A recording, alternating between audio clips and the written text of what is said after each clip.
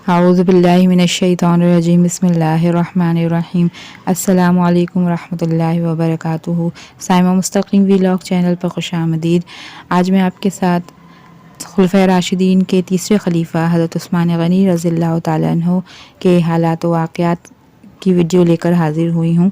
उम्मीद करती हूँ आप लोगों को पसंद आएगी। सबसे पहले हज़रत उस्मान गनी रज़ियल्लाहु ताला अन्हु का नाम व नस्ब और ख़ानदान के बारे में ज़िक्र करते चलते हैं। आपका नाम हज़रत उस्मान और लक़ब ज़ुन्नुरैन। आपका नस्ब 5वीं पुश्त पर जाकर नबी करीम सल्लल्लाहु अलैहि वसल्लम से मिल जाता है, यानी अब्द मनाफ के 2 फ़र्जंदों में से एक की औलाद में नबी करीम सल्लल्लाहु अलैहि वसल्लम हैं और एक की औलाद में हज़रत उस्मान ज़ुन्नुरैन रज़ियल्लाहु ताला अन्हु हैं। आपकी वालिदा अरवा नबी करीम सल्लल्लाहु अलैहि वसल्लम की फुप्पी उम्मे हकीम बिनते अब्दुल मुत्तलिब की साहबजादी थीं। ये उम्मे हकीम वही हैं जो नबी करीम सल्लल्लाहु अलैहि वसल्लम के वालिद हज़रत अब्दुल्ला के साथ तवाम पैदा हुई थीं। गर्ज़ के माँ बाप दोनों की जानिब से बहुत करीब की क़राबत रसूलुल्लाह सल्लल्लाहु अलैहि वसल्लम के साथ रखते थे। विलादत। आपकी विलादत वाक़या फ़ील के 6 बरस बाद हुई। हज़रत अबू बकर सिद्दीक़ रज़ियल्लाहु ताला अन्हु की रहनुमाई से मुशर्रफ बा इस्लाम हुए। हज़रत फ़ारूक़ आज़म रज़ियल्लाहु ताला अन्हु से बहुत पहले और हज़रत अबू उबैदा बिन जर्राह और हज़रत अब्दुर्रहमान बिन औफ़ रज़ियल्लाहु ताला अन्हु से एक दिन पहले दौलत ईमान हासिल हुई। हुलिया मुबारक। आपका कद मुबारक मुतवस्सित और रंग मुबारक सफ़ेद जर्दी माइल था। चेहरा अनवर पर चेचक के चंद निशानात थे। सीना मुबारक कुशादा था। दाढ़ी मुबारक घनी, सर में बाल रखते थे।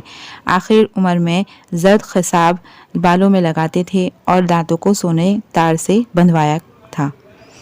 क़ब्ल अज़ इस्लाम भी कुरैश में बहुत इज़्ज़त थी और बड़े साहिबे हया और बड़े सखी थे। नबी करीम सल्लल्लाहु अलैहि वसल्लम के दामाद थे। 2 साहबजादियाँ यके बाद दीगरे आपके निकाह में आईं। पहले हज़रत रुक़ैया रज़ियल्लाहु ताला अन्हा से आपका निकाह हुआ, फिर इनकी वफ़ात के बाद हज़रत उम्मे कुलसूम रज़ियल्लाहु ताला अन्हा आपकी ज़ौजियत में आईं, जिन्होंने 9 हिजरी में वफ़ात पाई।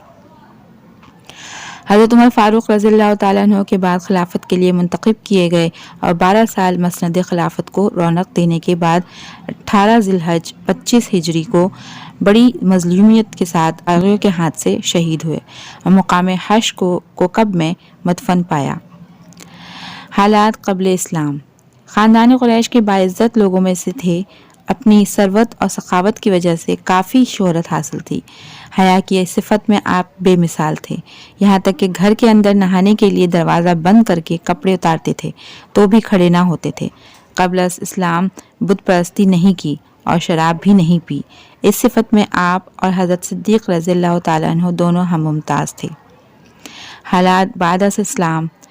जब हज़रत अबू बकर सिद्दीक़ रज़ियल्लाहु ताला अन्हु की रहनुमाई से मुशर्रफ बा इस्लाम हुए और इनके मुसलमान होने का इल्म कुफ़ार कुरैश को हुआ तो बड़ी ईज़ाएँ दी गईं।